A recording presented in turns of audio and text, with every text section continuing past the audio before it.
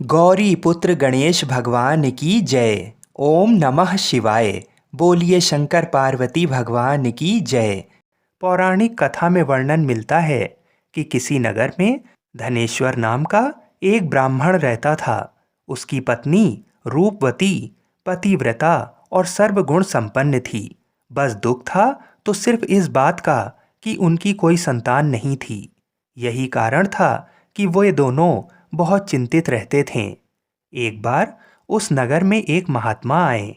वो नगर के सभी लोगों से दान लेते थे, लेकिन धनेश्वर की पत्नी जब भी उन्हें दान देने जाती तो वे उसे लेने से मना कर देते थे। एक दिन धनेश्वर ने उन महात्मा के पास जाकर पूछा, हे महात्मन, आप नगर के सभी लोगों से दान लेते हैं, लेकिन मेरी पत्नी के हाथ का दान क्यों नहीं स्वीकार करते हैं? हमसे अगर कोई भूल हुई हो तो हम ब्राह्मण दंपति आपसे क्षमा याचना करते हैं। महात्मा बोले, नहीं विप्र, तुम तो बहुत ही विनम्र और हमेशा आदर सत्कार करने वाले ब्राह्मण हो। तुमसे भूल तो कदापि नहीं हो सकती। महात्मा की बात सुनकर धनेश्वर हाथ जोड़कर बोला, हे मुनिवर, फिर आखिर क्या कारण है? कृपा हमें उससे अवगत कराएं। इस पर महात्मा बोले, हे विप्र, तुम्हारे कोई संतान नहीं है और जो दंपति निसंतान हो उसके हाथ से भिक्षा लेना अधम या पापी के हाथ से भिक्षा ग्रहण करने के समान है। तुम्हारे द्वारा दिया गया दान लेने के कारण मेरा पतन हो जाएगा। बस यही कारण है कि मैं तुम दंपति से दान स्वीकार नहीं करता। महात्मा के ये वचन सुनकर धनेश्वर उनके चरणों में गिर पड़ा और विनती करते हुए बोला, हे महात्मन, संतान ना होना ही तो हम पति पत्नी के जीवन की सबसे बड़ी निराशा है। यदि संतान प्राप्ति का कोई उपाय हो तो बताने की कृपा करें। ब्राह्मण का दुख देखकर महात्मा बोले, हे विप्र, तुम्हारे इस कष्ट का एक निवारण अवश्य है। तुम 16 दिनों तक श्रद्धापूर्वक काली माता की पूजा करो। माँ प्रसन्न होंगी तो उनकी कृपा से अवश्य तुम्हें पुत्र रत्न की प्राप्ति होगी। इतना सुनकर धनेश्वर बहुत खुश हुआ। उसने कृतज्ञतापूर्वक महात्मा का आभार प्रकट किया और घर आकर पत्नी को सारी बात बताई। पति पत्नी को महात्मा के द्वारा बताए गए उपाय से आशा की एक किरण दिखाई दी और धनेश्वर माँ काली की उपासना के लिए वन चला गया। ब्राह्मण ने पूरे 16 दिनों तक काली माता की पूजा की और उपवास रखा। उसकी भक्ति देखकर और विनती सुनकर माँ ब्राह्मण के सपने में आई और बोली, हे धनेश्वर, तू निराश मत हो। मैं तुझे संतान के रूप में पुत्र रत्न की प्राप्ति का वरदान देती हूँ, लेकिन 16 साल की अल्प आयु में ही तेरे पुत्र की मृत्यु हो जाएगी। काली माता ने कहा, यदि तुम पति पत्नी विधि पूर्वक 32 पूर्णमासी का व्रत करोगे तो तुम्हारी संतान दीर्घायु हो जाएगी। प्रातःकाल जब तुम उठोगे तो तुम्हें यहाँ आम का एक वृक्ष दिखाई देगा। उस पेड़ से एक फल तोड़ना और ले जाकर अपनी पत्नी को खिला देना। शिवजी की कृपा से तुम्हारी पत्नी गर्भवती हो जाएगी। इतना कहकर माता अंतर्ध्यान हो गईं। प्रातःकाल जब धनेश्वर उठा तो उसे आम का वृक्ष दिखाई दिया जिस पर बहुत ही सुंदर फल लगे थे। वो काली माँ के कहे के अनुसार फल तोड़ने के लिए वृक्ष पर चढ़ने लगा।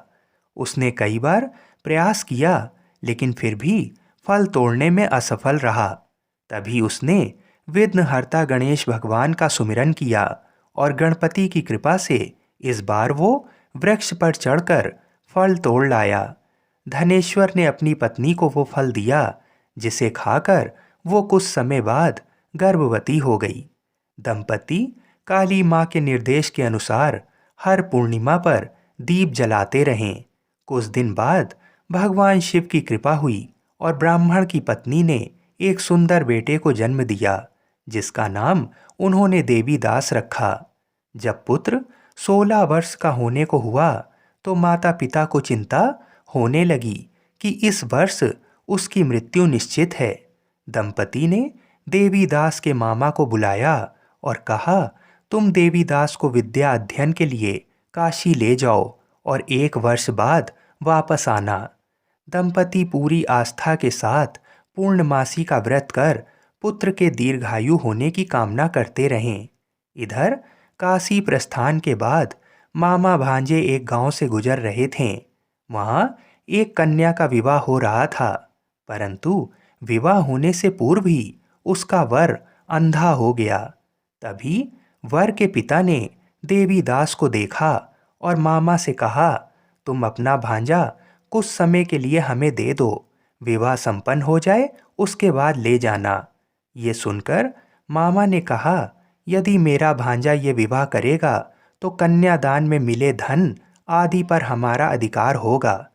वर के पिता ने मामा की बात स्वीकार कर ली और देवीदास के साथ कन्या का विवाह संपन्न हो गया।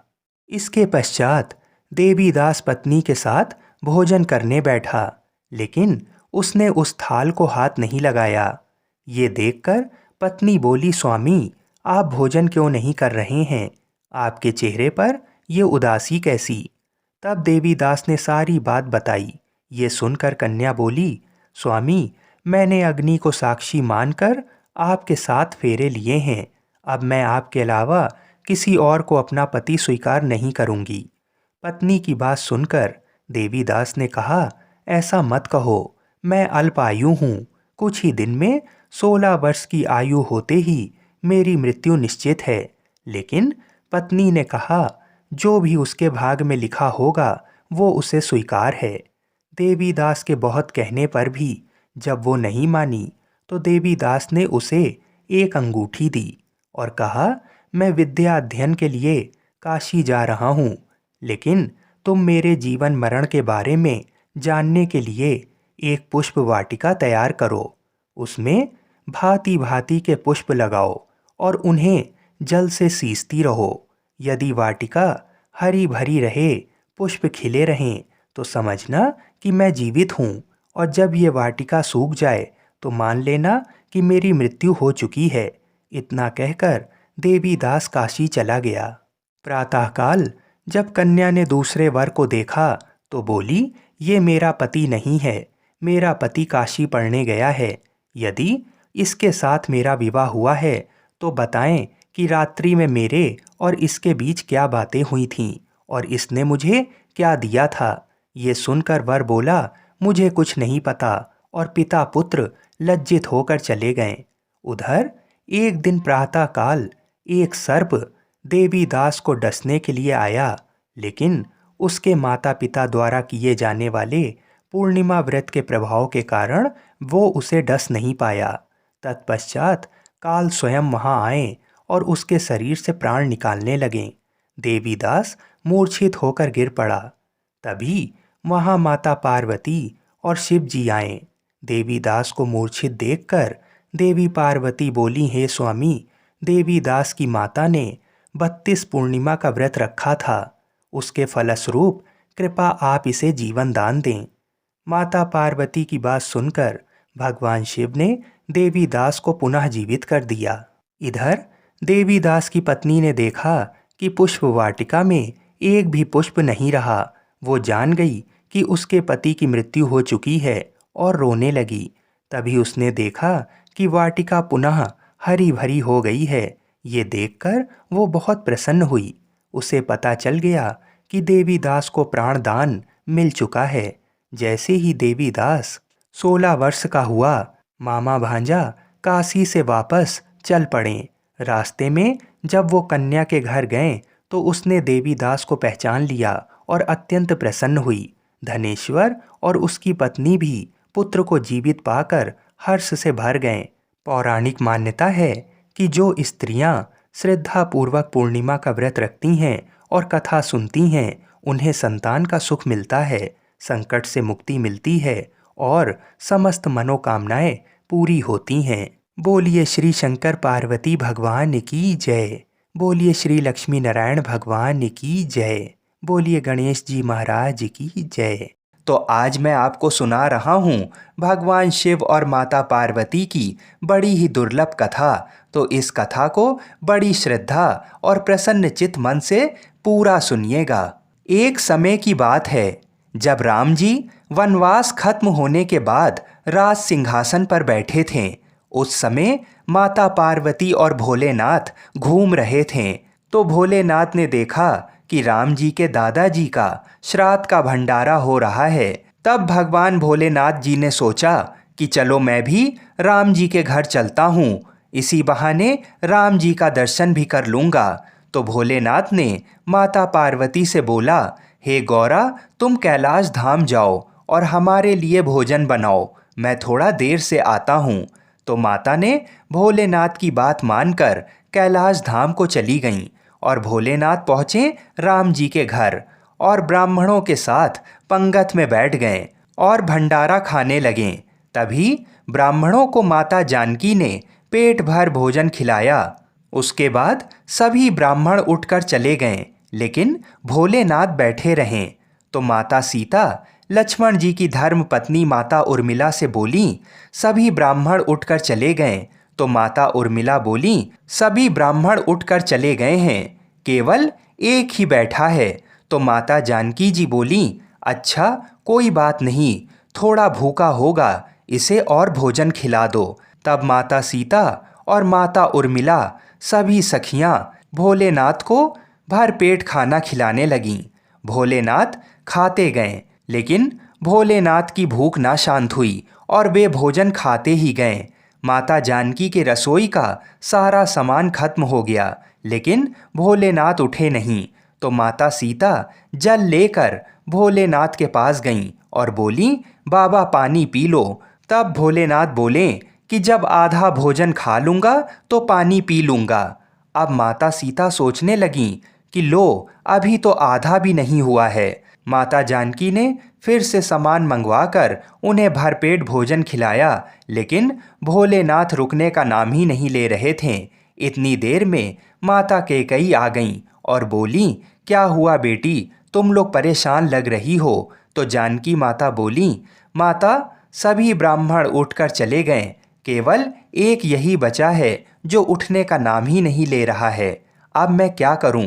तो माता कैकेयी ने फिर से सामान मंगाया। इतने में भोलेनाथ ने आवाज़ लगाई, लेते आओ माता, बहुत जोर की भूख लगी है। तो माता जानकी जी बोली, बाबा अभी तो आटा सना है, थोड़ी पूड़ी पका लूँ फिर लेकर आती हूँ। तब भोलेनाथ जी बोले, आटा ही लेते आओ। अब तो भोलेनाथ ने सब आटा दाल चावल सभी को रसोई घर में जाने से पहले ही उसे ख़त्म कर दिया। माता सीता हार कर दौड़ी दौड़ी राम जी के पास गईं। तो राम जी बोले, क्या हुआ जानकी, इतनी परेशान क्यों हो। माता सीता बोली, सभी ब्राह्मण उठकर चले गए हैं, केवल एक ऐसा ब्राह्मण बैठा है जो सब भंडार को खाली करे दे रहा है। राशन मंगवा कर लाओ तो रसोई में जाने से पहले ही बोरियों को ही खत्म कर देता है। तो राम जी बोले, चलो मैं देखता हूँ कि कौन ऐसा है। राम जी गए तो देखते ही पहचान गए कि ये तो मेरे भोलेनाथ हैं। राम जी ने मन ही मन भोलेनाथ को प्रणाम किया और बोला, जानकी इनको कोई नहीं खिला सकता, इनको तो अन्नपूर्णा ही खिला सकती हैं। और राम जी ने मन ही मन माता पार्वती जी को बुलाया। तब माता पार्वती जी प्रकट होकर बोली, क्या हुआ श्री राम जी, आपने मुझे क्यों याद किया। तो राम जी बोले, माता ये बाबा तो उठने का नाम ही नहीं ले रहे हैं, जरा देखिए तो। माता पार्वती जी बोली कि इन्होंने तो कहा था कि पार्वती तुम कैलाश पर खाना बनाओ, दोनों साथ में खाएंगे, और स्वामी स्वयं यहाँ पे खा रहे हैं। तो माता पार्वती जी बोली, मैं देखती हूँ, रुको। और माता ने एक लड्डू भोलेनाथ जी की थाली में रख दिया। भोलेनाथ उस लड्डू को खाने लगे। अब तो भोलेनाथ खाते गए, लेकिन लड्डू खत्म हो ही नहीं रहा था। भोलेनाथ ने सोचा, ये लड्डू खत्म क्यों नहीं हो रहा है, और ये तो जाना पहचाना लड्डू लग रहा है। भोलेनाथ जी ने सोचा कि ये कौन सा लड्डू माता सीता उन्हें खिला रही हैं। तब उन्होंने नज़र उठाकर माता सीता को देखना चाहा। तब सामने माथे पर लाल बिंदी लगाए स्वयं अन्नपूर्णा माता पार्वती खड़ी थीं। माता बोली, और कितने लड्डू रख दूं? माता पार्वती को देखते ही भोलेनाथ बोले, बस हो गया, और मेरा पेट भी भर गया है। भोलेनाथ उठ गए और सीताराम जी ने भोलेनाथ और माता पार्वती जी का बहुत बहुत आदर सत्कार किया।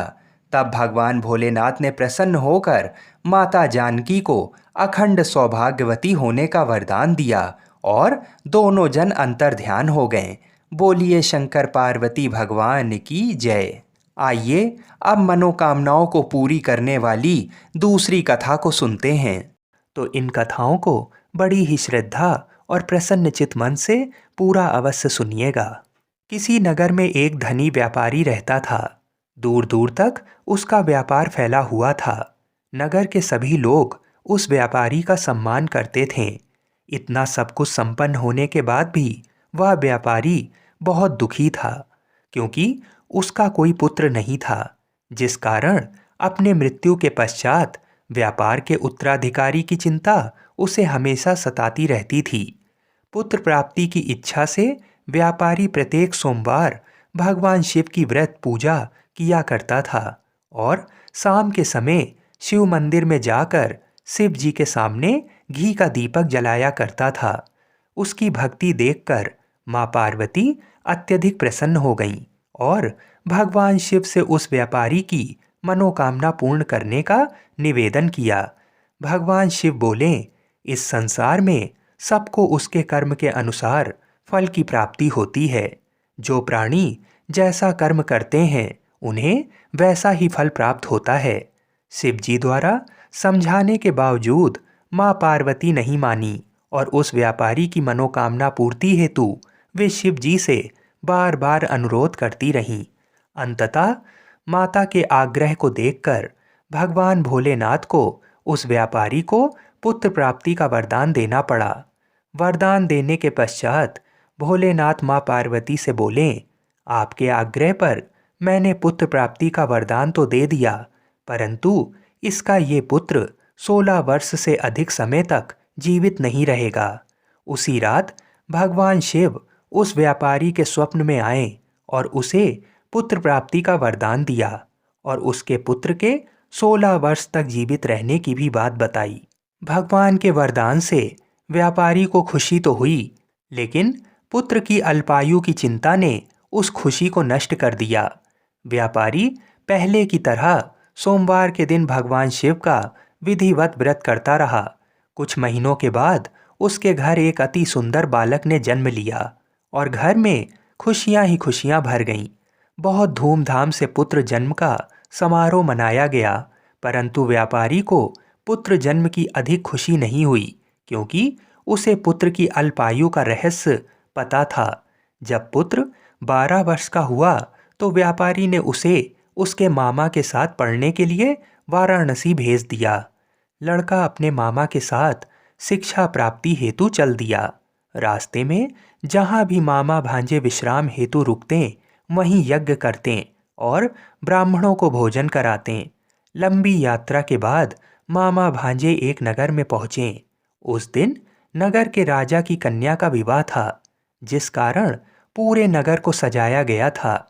निश्चित समय पर बारात आ गई, लेकिन वर का पिता अपने बेटे के एक आंख से काने होने के कारण बहुत चिंतित था। उसे भय था कि इस बात का पता चलने पर कहीं राजा विवाह से इनकार ना कर दे, इससे उसकी बड़ी बदनामी भी होगी। जब वर के पिता ने व्यापारी के पुत्र को देखा तो उसके मस्तिष्क में एक विचार आया। उसने सोचा, क्यों ना इस लड़के को दूल्हा बनाकर राजकुमारी से विवाह करा दूं। विवाह के बाद इसको धन देकर विदा कर दूंगा और राजकुमारी को अपने नगर ले जाऊंगा।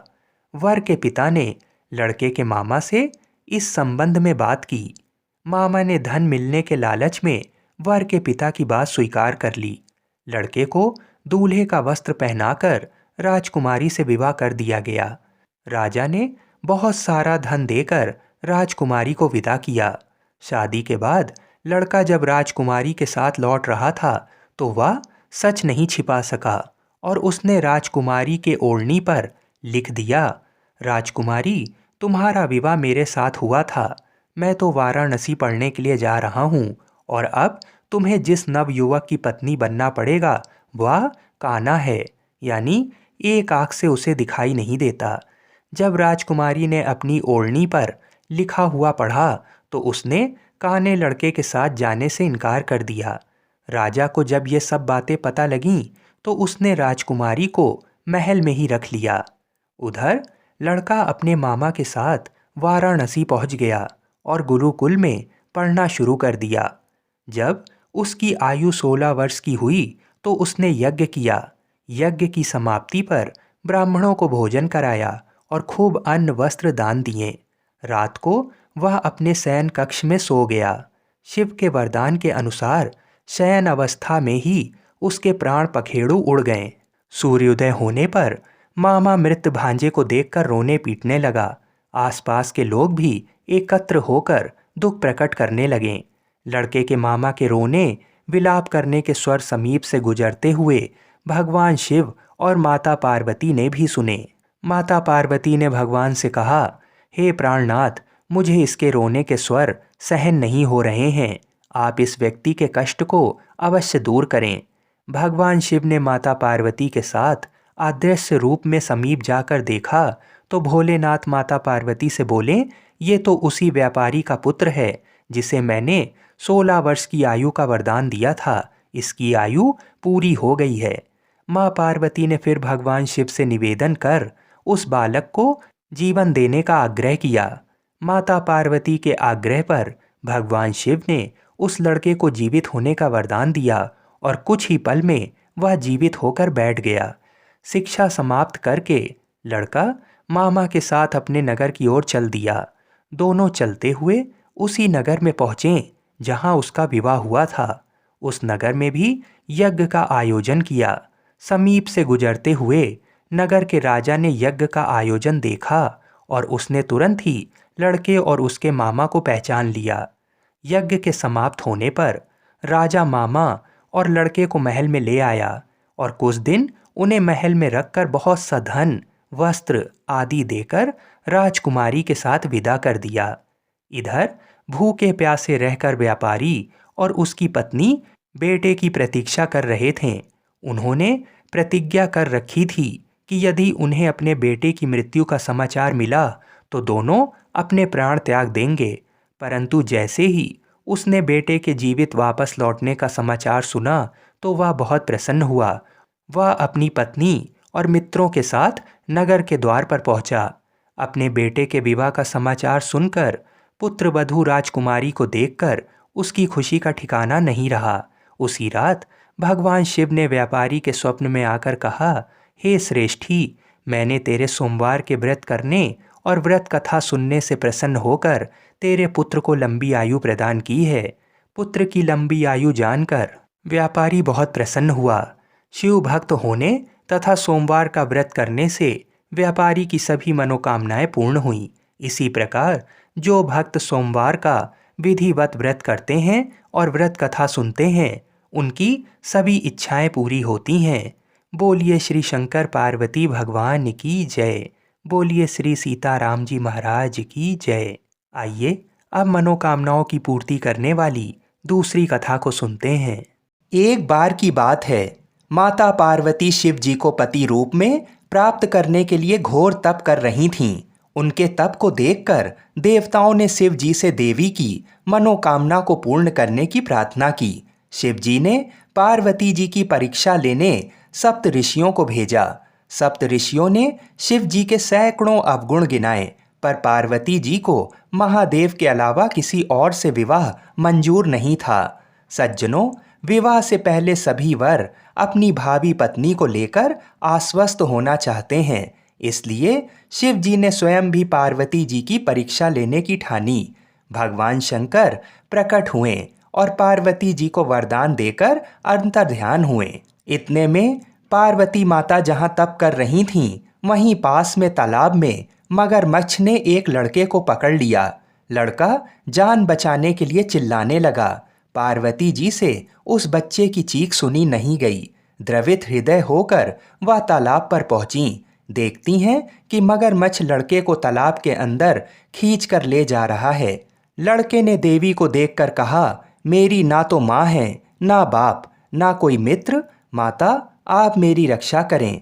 पार्वती जी ने कहा, हे मगरमच्छ, इस लड़के को छोड़ दो। मगरमच्छ बोला, दिन के छठे पहर में जो मुझे मिलता है उसे अपना आहार समझकर स्वीकार करना मेरा नियम है। ब्रह्मदेव ने दिन के छठे पहर इस लड़के को भेजा है, मैं इसे क्यों छोड़ूं? पार्वती जी ने विनती की, तुम इसे छोड़ दो, बदले में तुम्हें जो चाहिए वह मुझसे कहो। मगरमच्छ बोला, एक ही शर्त पर मैं इसे छोड़ सकता हूँ। आपने तप करके महादेव जी से जो वरदान लिया है, यदि उस तप का फल मुझे दे दो तो मैं इसे छोड़ दूंगा। पार्वती जी तुरंत तैयार हो गईं। उन्होंने कहा, मैं अपने तप का फल तुम्हें देने को तैयार हूँ, लेकिन तुम इस बालक को छोड़ दो। मगरमच्छ ने समझाया, सोच लो देवी, जोश में आकर संकल्प मत करो। हजारों वर्षों तक जैसा तप किया है वैसा देवताओं के लिए भी संभव नहीं है। उसका सारा फल इस बालक के प्राणों के बदले चला जाएगा। पार्वती जी ने कहा, मेरा निश्चय पक्का है, मैं तुम्हें अपने तप का फल देती हूँ, तुम इसको जीवन दे दो। मगरमच्छ ने पार्वती जी से तप दान करने का संकल्प करवाया। तप का दान होते ही मगरमच्छ का देह तेज से चमकने लगा। मगर बोला, हे पार्वती, देखो तप के प्रभाव से मैं तेजस्वी बन गया हूँ। तुमने जीवन भर की पूंजी एक बच्चे के लिए व्यर्थ कर दी। चाहो तो अपनी भूल सुधारने का एक मौका और दे सकता हूँ। पार्वती जी ने कहा, हे ग्रह, तब तो मैं पुनः कर सकती हूँ, किंतु यदि तुम इस लड़के को निगल जाते तो इसका जीवन वापस नहीं मिल सकता था। देखते ही देखते वह लड़का अदृश्य हो गया, मगरमच्छ भी लुप्त हो गया। पार्वती जी ने विचार किया, मैंने तप तो दान कर दिया है, अब पुनः तप आरंभ करूंगी। पार्वती जी ने फिर से तप करने का संकल्प किया। भगवान सदाशिव फिर से प्रकट होकर बोले, पार्वती, भला अब क्यों तप कर रही हो? पार्वती जी ने कहा, प्रभु, मैंने अपने तप का फल दान कर दिया है। आपको पति रूप में पाने के संकल्प के लिए मैं फिर से वैसा ही घोर तप कर आपको प्रसन्न करूंगी। महादेव जी बोले, मगरमच्छ और लड़के दोनों रूपों में मैं ही था। तुम्हारा चित्त प्राणी मात्र में अपने सुख दुख का अनुभव करता है या नहीं, इसकी परीक्षा लेने को मैंने ये लीला रची थी। अनेक रूपों में दिखने वाला मैं एक ही हूँ। मैं अनेक शरीरों में शरीरों से अलग निर्विकार हूँ। तुमने अपना तप मुझे ही दिया है, इसलिए अब और तप करने की कोई जरूरत नहीं है। देवी ने महादेव को प्रणाम कर प्रसन्न मन से विदा किया। बोलिए शंकर पार्वती भगवान की जय।